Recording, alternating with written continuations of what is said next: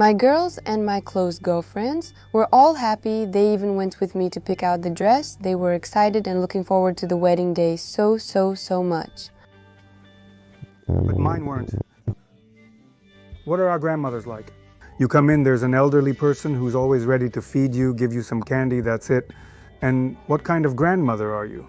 We're going to the maternity hospital to pick up our granddaughter on a motorcycle.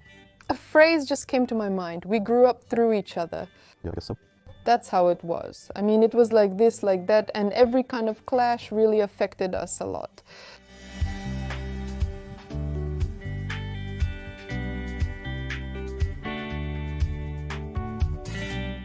The kids are calling. Well, we decided to get married because I ended up in that situation. Our wedding was in July and Aliona was born in November. So it turns out that I was already pregnant when I finished school. I don't know about him, but personally, I don't know, I felt a kind of calmness and I don't know, maybe even confidence that he wouldn't go anywhere, like there's no way off a submarine. It's a very typical story in our case because we had this incident, pregnancy. Well, you did. And nothing happened to you. You just sat there and after 11 years you were like, oh, what's this, Nastya, really? Well, not exactly. Where do I go from here? We didn't even have any options. It was either this way or we would have to go through adoption later. It's all so complicated. It's easier to just get married and figure things out later. Well, I told you I was pregnant over the phone in a text message. In a text message. Yes, there are a lot of things you shouldn't say in a text message. That was one of them. But still, what's done is done. What? There was no panic? Of course there was. Well, come on, we're 19, 16. We'd been dating for almost 2.5 years. 2 years, 3 months, and 9 days. We got married at 18. We wanted to, so we did. Yeah, why put off until tomorrow what you can do today? We moved in together and naturally started to find out who we really were. Who are we really? Because before that, we were people living in different cities who met up from time to time. But because of our age, we faced a difficulty, of course, which was that we didn't have our own place to live. The first year we lived with Vita's mom, the second year we lived with my mom, and then we realized that this option didn't work for us. Yes, then we decided to move out and we did it. Well, the difficulties were that after some time Aliona was born. I don't know if you can call it difficulties or just life. It's just that, for example, I would come, sorry to interrupt you, I would come home from work, then go to my classes, and when I came back, there would already be a little bathtub waiting for me in the kitchen. My main job was to hold my head up. And it was like that every time. I mean, they would bathe me. I would come home and they would bathe me. And then I tried they asked me to wring out the diapers, so I did. After that, they said, you shouldn't do this because my hands wouldn't get clean. But I worked as a car mechanic, so it turns out I wring them out. It looks clean, but the diapers are still dirty. I had to learn very quickly what cleaning and systematic dishwashing really are. Of course, I can't say that I had never washed dishes before, but never in such large amounts. You're not just cooking for yourself anymore. You're cooking for two. You have to figure out how much she needs and how much I need so you can prepare everything. I tried to do something like I would say you do this and I'll do that. No, it never works out that way. She cooks, I clean up, or I cook, she cleans up. It all just kind of happens on its own. We still have some difficulties. Oh, I know when we had difficulties. Someone went to the army. Wow. They cried for me, ran after the train. I climbed over the fence into the regional military enlistment office. Well, I didn't climb over. They lifted you over the fence there. I raised the child for a year. I was a proper father, and only then did I leave. All the money that was collected for the farewell, it was customary that when someone left, they would pass around a hat, and so they collected money for the farewell. So all the money that was collected, I somehow managed for about half a year with that. Well, of course, I was getting paid. The military enlistment office started paying me 30 rubles. 35. Are you serious? Where are the other 5 rubles? Now I realized that slamming doors was childish. So I'm bothering you, is that it? Like this? All right, I get it. And I just leave like that, slam the door and think I'm so clever. So now I realize that it's just complete nonsense because, well, you slammed the door and tomorrow you'll have to fix it. What kind of nonsense is that? In the end, there must be another way. One childish thing I did was probably ignoring a lot of problems, thinking they would just go away on their own, but for some reason they never did. A phrase just came to my mind: we grew up through each other. Yeah, I guess so. That's how it was. I mean, it was like this, like that, and every kind of clash really affected us a lot. That's a very strange question, because when you suddenly have a child at 16, I guess life takes a sharp turn like that no matter what. Obviously, it immediately meant at least less time with friends, fewer hangouts, and a bunch of extra responsibilities appeared. As for me, yes, my plans, especially regarding college, went in a completely different direction. So naturally, at that moment, college was no longer an option for me. I ended up applying a year later, but again, not to the one I planned. I wanted to study economics, but I ended up in a teaching college.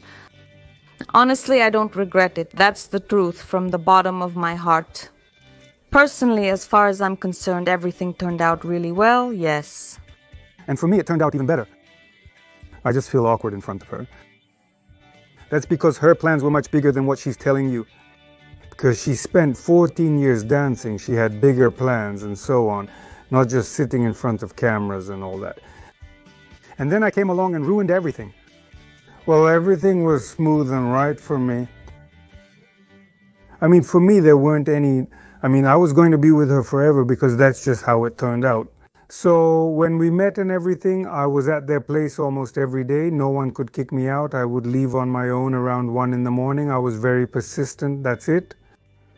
I realized that back then I actually thought I would be alone all my life, that I'd be this guru in a leather jacket with long hair, always a bit drunk, telling young people about the life I lived, traveling to different festivals, concerts, and so on. Back then it seemed to me that I wasn't really suited for relationships at all. Actually, we used to be real party animals. It was all about beer, fun, singing songs with a guitar, Grupa Krovi on the sleeve, all that stuff. But the more years we lived together, the more we noticed that people were slowly drifting away from us. They just weren't interested in us anymore. We were getting more and more focused on our family life.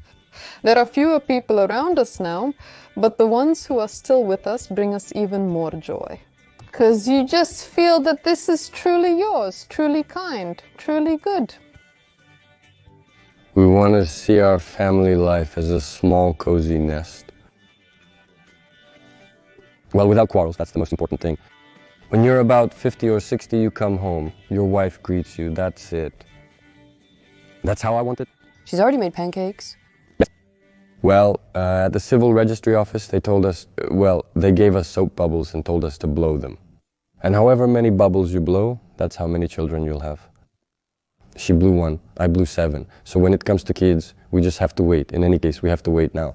To become more established both financially and morally, to be physically ready.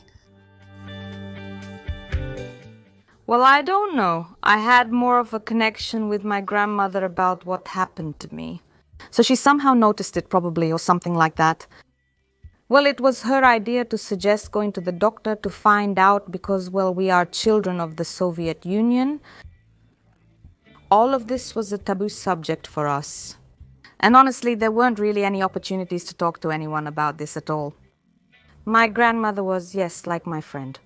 I just told my mom, Mom, you're going to be a grandmother. Well, she was already lying down sleeping. I came home late as usual. That's it. She said, okay. And we went back to sleep. I remember your mom's reaction to the news that I was pregnant. Congratulations, such happy news. And I'm 16, standing there realizing that yes, maybe it's happy news for some other time. I was really scared. Actually, the conflict was not really between our parents, but between my parents. My mom was in shock, my dad was in shock. I don't think it was about upbringing. I don't think it was about someone being at fault. First of all, I just didn't really understand what contraception was. No one explained it to me. In fact, a lot of things weren't explained to me. And that's why I ended up, let's say, at risk. Overall, at that time, our families reacted quite well to each other and to the situation. There probably wasn't a clear understanding that it was our decision to get married. There was a sense that it was an inevitable step that followed the news about the pregnancy. Overall, we didn't see anything wrong with this idea. We loved each other, and at that time, we were ready to see what would happen. Why are you speaking in the past tense? Because I'm talking about that moment, which was in the past. Right. At first, Mama just laughed. She thought it was a joke, but it turned out it wasn't a joke. I told my parents about it only after such a long period of time. Well, somehow I couldn't say it right away. 18 years old. I proposed in January, but I only told them in the summer, in July. Well, my parents were shocked, like already, but you're only 18. At school, they start taking you to the principal. To the principal, you're a disgrace. Since it was our graduation year, with all the exams, the principal was present at every one of my exams. I would finish and she would leave. And the next step after school was that we had to get permission from the executive committee for the actual registration. A commission gathers at the district executive committee, and both we and our parents are summoned since we are minors. It was easier for me at school. I didn't even suspect that anyone knew about it. I thought that no one knew anything at all. Well, that's probably thanks to my homeroom teacher, because she somehow protected me. Well, to begin with, I was a very well-behaved girl. And about the fact that, for example, I only found out what the whole school already knew when I received my diploma. I noticed in my diploma that my behavior grade had been lowered. That is, neither my mom mentioned it, no one at school ever brought it up. It turns out that my mom was called to the school and they offered her a bunch of different ways to resolve this issue. And so that it wouldn't end in a wedding, and so there wouldn't be, as they say, a stain on the school's reputation. It was very nice to see the reaction of my classmates and teachers. The girls promised to bring me oranges in the maternity hospital, and the boys tried not to tease me or bother me in any way and treated me quite gently. The teachers tried to help with a kind word or advice because each of them had gone through this themselves, their own path, and they could tell me something about it. On one hand, it was surprising, but on the other hand, it was exactly what I needed at that moment. My girls and my friends were all happy, congratulated me, even went with me to pick out a dress. They were excited and looking forward to the wedding day so much. But mine weren't. Mine were teasing me, saying, "Oh, Stas, that's it, you're doomed, that's it." They were happy, don't say that. Well, some of them, the best friends, buddies, yeah, they were happy, but others were like, "Oh, that's it, prison." Well, for example, I maybe didn't dwell on it. I mean, I had Vitya, and that was enough for me. And like whatever was going on around us, whatever people were saying, we didn't hear it. Well, at least We were together more. We already had our own relationship. There was no more interest in walking around the streets with them or hanging out. After some time, yes, I found out that one of my friends thinks that I ruined my life this way. But overall, at that time, I was surrounded by people who were more interested in what it was like, what I had to go through, and how painful it was. I had some really fun friends at that time. When I read that text message to them, my friend said to me, "Hey, hey." And basically that's a direct quote. No one at the civil registry office gave me any weird looks. Like, "Oh, they got married at 18. why did they do that? They're so young, how are they supposed to have fun? Maybe they were whispering about something somewhere, but I think maybe we just didn't want to hear it. And somehow it just passed us by, we didn't dwell on it. We were very beautiful. Everyone looked at us. Nobody asked us unnecessary questions. There was dancing. There was a photographer, Uncle Zora, lots of photos, a wonderful person. He was our neighbor from the 9th floor. It's just that today you look at the photos and realize that my mother-in-law was 13 years younger than I am now. And you think, wow, she was so young back then. It's just, oh my God. Back then, everything was so hazy. I was more worried about things like my feet swelling, for example, and just being able to get through it all, okay? The wedding was held in the best traditions of the post-Soviet era, with the embroidered towels, with the whole "Dear newlyweds on this wonderful day," and so on.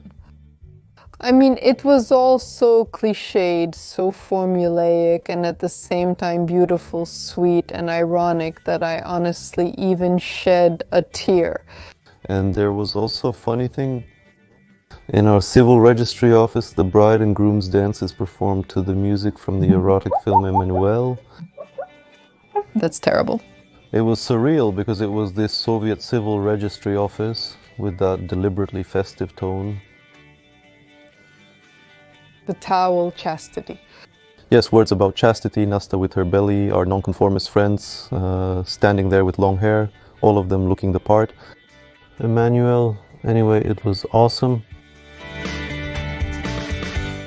We're still together. Oh, I know. We're young grandma and grandpa. I'd like to maybe go to the movies. We always went everywhere together, just the two of us. I mean, we're inseparable. And we go to the store together too. Yeah, all the time. I get it. It's so I can carry the bags. And maybe when I was younger, I wanted to go out somewhere. Yeah, because, well, everyone tells me, oh, you didn't really have a youth. You went straight from school to having a family. That's it. Plus, for me personally, the advantage is that right now I'm still strong enough to help my daughter with the grandchildren. We're different kinds of grandmothers and grandfathers in the sense that think about your grandmother and I think about mine, right? What were our grandmothers like? You come in, an elderly person who's always ready to give you something to eat, a candy, and that's it. And what kind of grandmother are you? We're going to pick up our granddaughter from the maternity hospital on a motorcycle. She's everywhere, that's it. You become stronger from this age when you grow up from 18 years old. Well, you treat everyday life better, the daily routine, as they say now. You approach it more like young people do, you could say. Not like when you're already 28 or 30 years old. There isn't such a generation gap between us and our child. Also, he'll grow up pretty soon.